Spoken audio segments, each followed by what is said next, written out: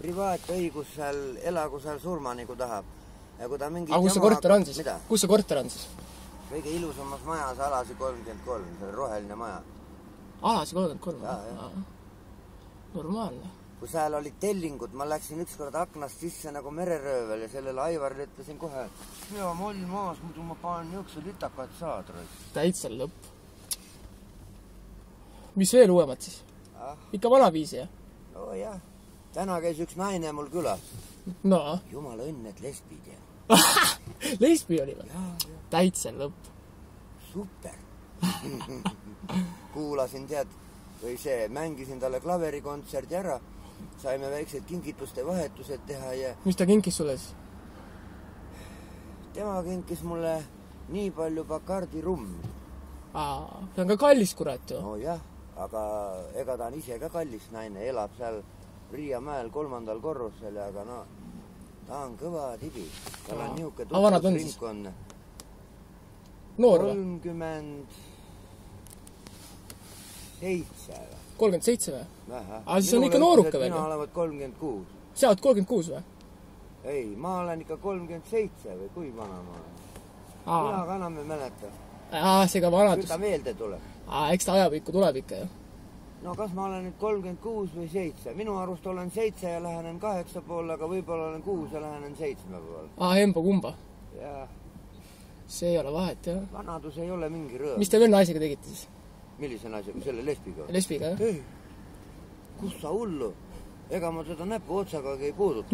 Ei musi ega midagi. Ta on niisugune imelik naine, et tead, ta on nagu sealt sellest filmist, tead see, mis ta on, see lendas üle käopesad. See mehed ei nuta või? Jah, mehed ei nuta. No, ta on siukene, et endale ostis pudeli viina, minu käest küsis selle lonksu vastu 55 senti, tead. Ma vaatasin, kuda ma vaevalt, tead, saaks tead õlle kokku, tead.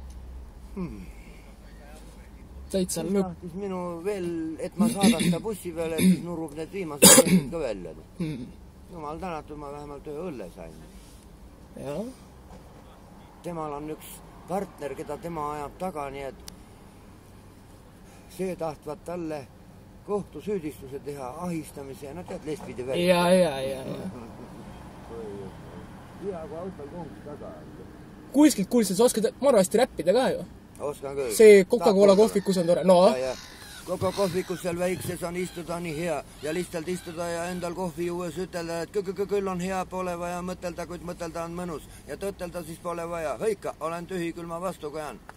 Nõnda istudes sind ootan ja loodan, et tuleks veel tuhat hetke seal kogu kohvikus seal väikses, mis aega mööda saadaks mul.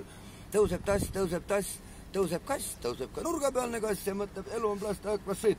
Ta tõuseb ja enam ei maga kui maimukene ja siis püsti tõustes äkki teist kassi nägin.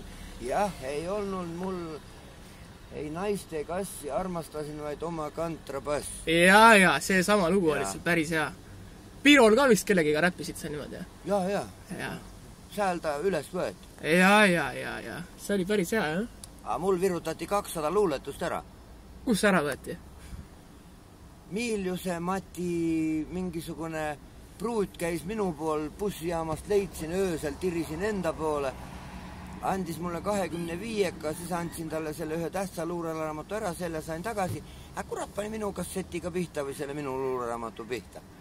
Mul olid seal niisugused luuletused, kõik mõtle lesbidele pühendatud ja kõik. Täitsa lõpp. Ega see Miljus Mati esimene luulekogu Õrn ja Rõve, see on hoopis tegelikult selle mingi Priidu... Kuule, aga küll me paneme ka minema ära, eks näeb.